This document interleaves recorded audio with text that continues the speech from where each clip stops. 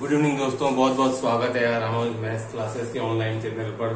Student आज एक बहुत ही शानदार, बहुत ही अच्छा वीडियो लेकर के आए हैं, स्पेशली उन बहुत से स्टूडेंट्स के लिए जो बिगनर्स हैं और जिन्होंने अभी तक अपनी तैयारी शुरू नहीं की है या उन्हें समझ में नहीं आ रहा है कि सर हमें अगर आरपीएससी सेकेंड ग्रेड मैथ्स का पेपर देना है तो उसके लिए हमें कम से कम कितनी बार रिविजन जरूरी है, जीके और मैथ्स में हम कैसे आपस में कॉम्बिनेशन बिठाएं, साइको को कब पढ़ना शुरू करें, करंट जीके कब से शुरू करें, ये सब स्टूडेंट आज हम इस वीडियो में डिस्कस करने वाले हैं। लास्ट तक वीडियो को देखते रहिएगा। जो स्टूडेंट पहली बार एग्जाम में अपियर होने वाले हैं उनके सभी क्वेरीज का इस वीडियो में हम उत्तर देने की पूरी कोशिश करेंगे।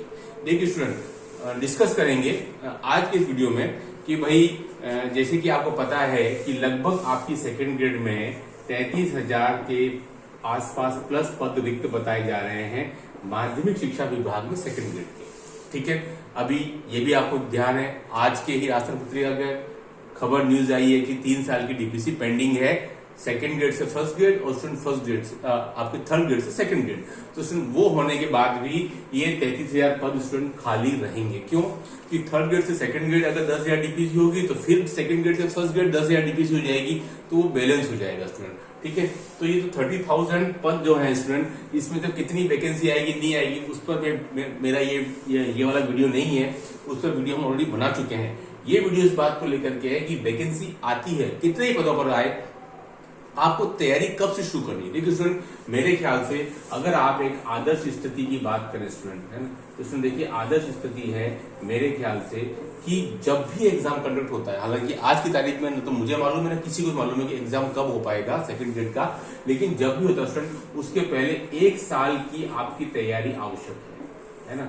सेकेंड ग्रेड में मैथ्स के लिए स्टूडेंट जो फ्रेशर स्टूडेंट है जिनको बिल्कुल भी नहीं पता है कि सर सिलेबस भी नहीं पता, तो हम तैयारी कब से स्टार्ट करें ताकि हम सिलेबस को अच्छे से कवर कर सकें और रिवीजन भी कर सकें ताकि एग्जाम में हम अच्छा परफॉर्मेंस दे पाए।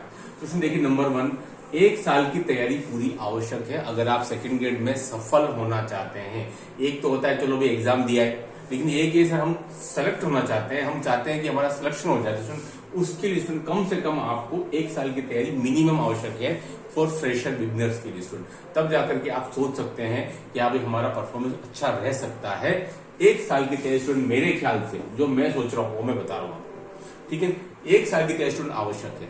तो 1 साल की तैयारी यानी कब से? तो स्टूडेंट जैसा कि लग रहा है कि एग्जाम जो है 2025 में ही होगा, तो जब भी हुए मई जून जुलाई के स्टूडेंट, तो अब से अप्रैल लास्ट चल रहा स्टूडेंट, तो ये बिल्कुल आदर्श स्थिति है आपकी तैयारी करने की, है ना। तो यहाँ से अगर आप देखते हैं, हालांकि अभी सब कुछ भविष्य के गर्भ में है कि एग्जाम वैकेंसी एग्जाम, लेकिन अगर मोटा मोटा देखा जाए एक प्रिडिक्शन लगाए अनुमान, तो अभी पूरा 1 साल है मेरे ख्याल से। 1 साल नहीं तो 9 महीने 10 महीने भी है स्टूडेंट, ठीक है। तो आपको अभी आपके पास समय है और अभी भी अगर आप तैयारी करते हैं शुरू, तो कोई दो राय नहीं है कि आप अच्छी गंभीर तैयारी के साथ अपना सिलेक्शन ले सकते हैं अच्छी रैंक के साथ, ठीक है। तो उसमें ये बात होगी कि 1 साल की तैयारी क्यों, क्योंकि उसमें पता है आपको सिलेबस बहुत लेंदी है। आरपीसी का सिलेबस जहां तक मैंने देखा है, आपके जितने भी पीएससी कंडक्ट करवाते हैं आपके टीजीटी यानी कि सेकेंड ग्रेड को, और केवीएस, एनवीएस, ईवीएस सॉरी आपके ईएमआरएस जो भी है, सभी में मैंने तो देखा है कि आपके सेकंड ग्रेड के लिए यानी टीजीटी के लिए आरपीसी का सिलेबस सबसे लेंथी है, क्योंकि इसमें बीएससी के 10 टॉपिक है, पूरा 11th 12th है, 9th 10th की मैक्सिमम पार्ट है। उसमें पूरा आपको लगभग अगर आप कोई कोचिंग करते हैं किसी मोड पर, तो उसमें लगभग इसमें आपको 7 से 8 महीना मिनिमम लगता है तैयारी करने में। उसके बाद कम से कम एक बार आपने यहाँ पढ़ा है कोचिंग के दौरान, उसके बाद स्टूडेंट जो भी आपका समय बच रहा है 4 से 5 महीने का स्टूडेंट, इसमें आपका 2 बारी रिवीजन होना चाहिए कंटेंट का। कितनी बार हो गया? 2 बारी रिवीजन में बात कर रहा हूं स्टूडेंट, 2 बारी रिवीजन में बात कर रहा हूं। 1 बारी आपने कोचिंग किया है, कहीं भी पढ़ा है, यानी कि आपने शुरुआत की है ना। 1 बारी यहां पर, 2 बार, तीसरी बार, चौथी बार स्टूडेंट आपका अगर एग्जाम में पेपर आएगा तो आपको वहां पर यानी कि 3 बार एटलीस्ट आपका हो जाना चाहिए। 1 बार कोचिंग में अगर आप करते हैं तो, फिर 2 बारी घर पर रिवीजन होना चाहिए। देखिए स्टूडेंट, ये मैथ्स है, समय लगता है आपको हर चीज को करने में, क्योंकि वहां समय इतना है नहीं आपके पास में, स्पेशली पेपर के अंदर रफ काम के लिए जगह नहीं मिलती है स्टूडेंट, तो इसलिए आपको 2 बारी चाहिए, ताकि आप वहां क्वेश्चन को, कई बार स्टूडेंट क्वेश्चन को रीड ही नहीं कर पाते, समझ ही नहीं पाते क्वेश्चन किस टॉपिक का है, 11th-12th का है, 9th-10th का है कि बीएससी पार्ट का स्टूडेंट, उसके लिए आपको मेहनत करनी पड़ेगी। 7 से 8 महीना आपको एटलीस्ट कोचिंग के लिए, देन 4 से 5 महीने स्टूडेंट कब से आपको घर पे तैयारी चाहिए।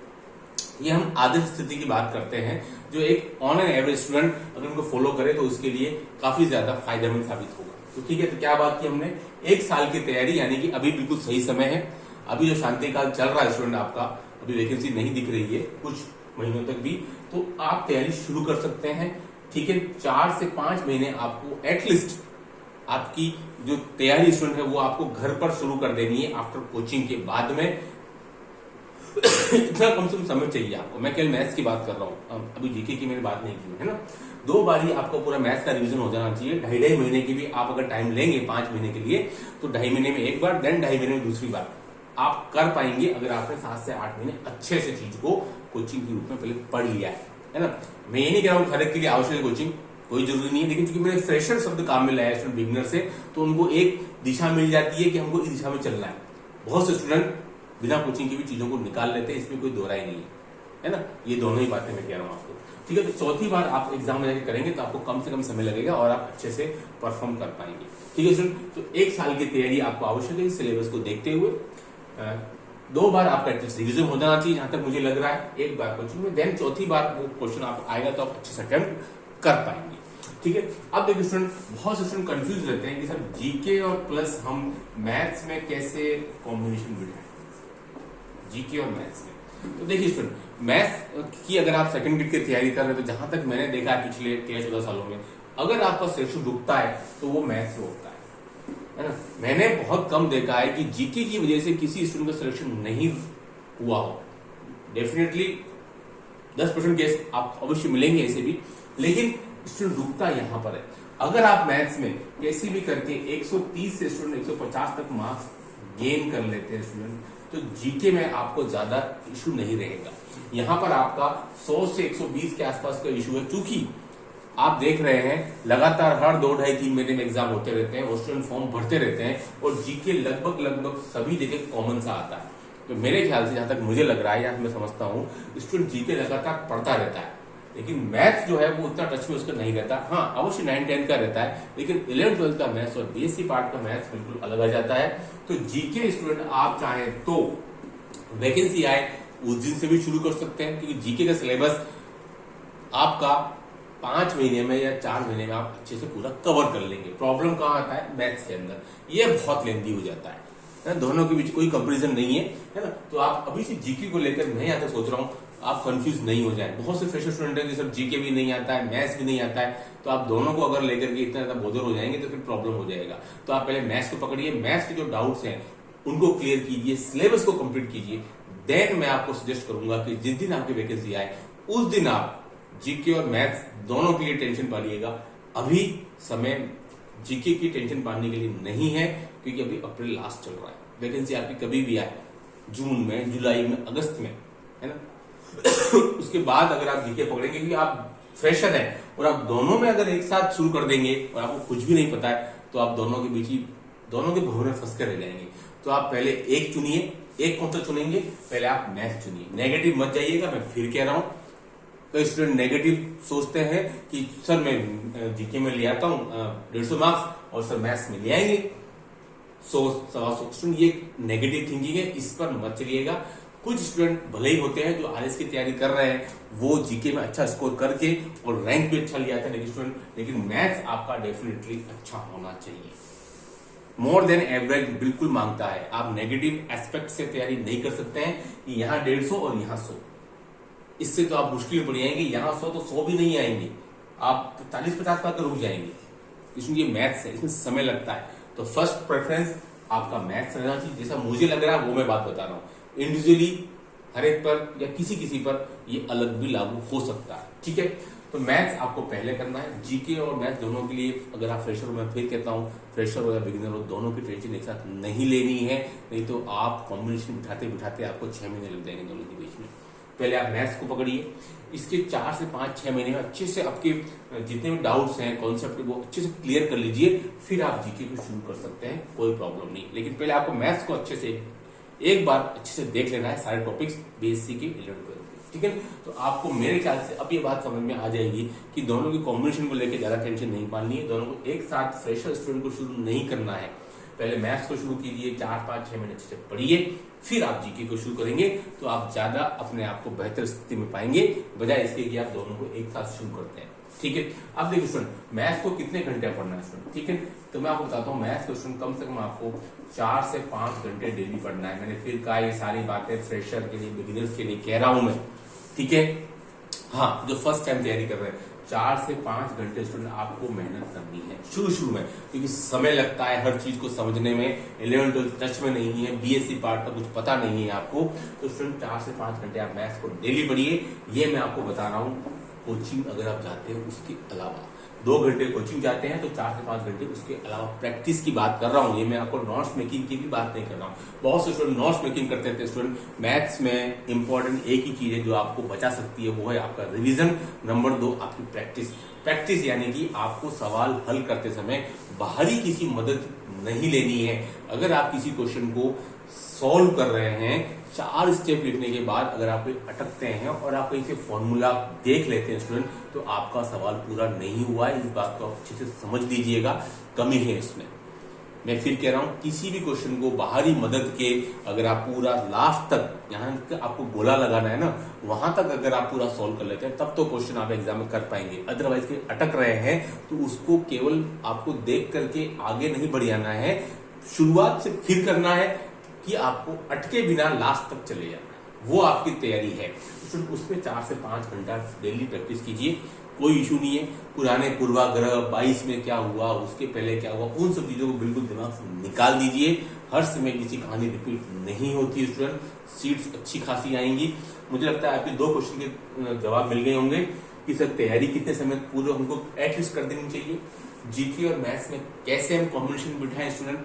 ठीक है, अभी आदर्श स्थिति है आपकी तैयारी के लिए। कहीं ऐसा नहीं हो जाए कि वेट करते करते आपके पास कुछ भी नहीं बचे और आप जो भी इंपॉर्टेंट टाइम है शांति काल का 4 से 5 महीने का, वो आप ऐसे ही हंसी मजाक में निकाल दें और फिर पता चले कि वैकेंसी आ गई और एग्जाम में आपको 6-8 महीने मिले, तो उसमें बहुत मुश्किल हो जाएगा आपके लिए। तो गंभीरता के साथ अगर आप तैयारी शुरू करेंगे, ये मैंने आपको सब चीजें बता दी है स्टूडेंट। ठीक है, अब अगर हम और थोड़ा सा डिस्कस करें स्टूडेंट, देखिए स्टूडेंट, रिवीजन, मैथ्स में रिवीजन सबसे इंपॉर्टेंट चीज होती है ना। तो देखिए रिवीजन कैसे करेंगे, देखिए मैं आपको बताता हूँ। मान लो कि आपने अलजेब्रा शुरू किया, ठीक है, आपने अलजेब्रा के अंदर जो भी आपके 6 टॉपिक हैं, आपको क्वाड्रेटिक इक्वेशन हो गया, एपीजीपी हो गया, आपको बाइनोमियल थ्योरम हो गया, कॉम्प्लेक्स एनालिसिस, वो सब आपने पढ़ लिया।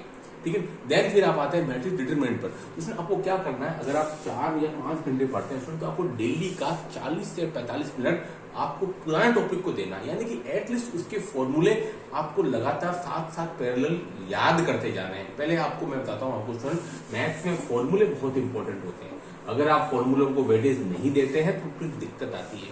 क्या वो फॉर्मूला अलजेब्रा में हो, चाहे 2D में हो, 3D में हो, ट्रिग्नोमेट्री में हो, चाहे कैलकुलस का हो, फॉर्मूलों को बार बार रिवाइज करना बहुत जरूरी है। बहुत से स्टूडेंट इन फॉर्मूलों को इंपॉर्टेंस नहीं देते हैं और वो इंपॉर्टेंस क्या देते हैं, बड़े भारी सवालों को।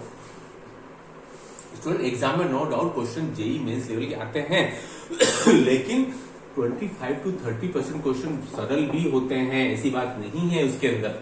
जो आप सीधे आरबीसी की बुक्स पकड़ेंगे, पुरानी बुक्स तो भी हो जाएगा 2006 की पहले वाली, है ना, लेकिन उसके लिए आपको फॉर्मूलों में बिल्कुल कोई कंफ्यूजन नहीं होना चाहिए स्टूडेंट। ठीक है, तो मैं फिर कह रहा हूँ आपको, जो आपने पहले पढ़ा हुआ 1 महीने पहले, उसको लगातार डेली 40 से 45 मिनट रिवीजन करते रहिए। ये सबसे इंपॉर्टेंट चीज है। मैथ्स में रिवीजन और प्रैक्टिस 2 ही सूत्र हैं। ठीक है, एक एवरेज स्टूडेंट भी इस एग्जाम को क्रैक कर सकता है अगर आप इन 2 सूत्रों को, रिवीजन प्लस प्रैक्टिस, आप लगातार फॉलो करते रहे। आप ये शिकायत नहीं करेंगे सर मुझे तो भूल गया हूँ, 2 महीने पहले मैंने एपीजीपी पढ़ा था, मुझे कुछ पता नहीं है, तो कोई मतलब वाली बात नहीं स्टूडेंट। एपीजीपी आप 2 महीने पहले पढ़ा था, लेकिन आपको साथ में 40 मिनट, एटलीस्ट 45 मिनट आपको पिछले चीजों के फॉर्मूले याद करते जाने हैं। फिर आप 2-2, 4-4 रैंडमली क्वेश्चन सोल्व करते रहिए, लेकिन पहले फॉर्मूले अच्छे से पकड़ के रखने स्टूडेंट, वहां से आपको 25 से 30% क्वेश्चन मिल जाते हैं, कोई प्रॉब्लम नहीं है। तो इसमें देखिए, ये जो आपका जो डाउट था रिवीजन वाला, कि आप पिछली चीज बहुत शिकायत करते हैं, सर हमने 5 महीने पहले पढ़ा था 11-12, अब तो बीएससी पार्ट पढ़ रहे भूल चुके हैं, तो किसी को शिकायत से कुछ नहीं होने वाला है। आपको अपनी खुद की स्ट्रेटजी डेवलप करनी पड़ेगी घर पर, छोटे शॉर्ट नोट्स बनाते रहिए कि हमने पहले क्या पढ़ा और अब उसको कैसे रिवीजन करें। तो स्टूडेंट देखिए, आप इस वीडियो को फॉलो करते रहेंगे ना, तो आपको पता भी नहीं चलेगा और आपकी अच्छी खासी तैयारी विद इन 6 मंथ हो जाएगी। फिर आप कॉन्फिडेंस के साथ में बिल्डअप करिए और फिर आप जीके को पकड़िए, आप साइको को पकड़िए, आप फिर करंट जीके को पकड़िए, है ना।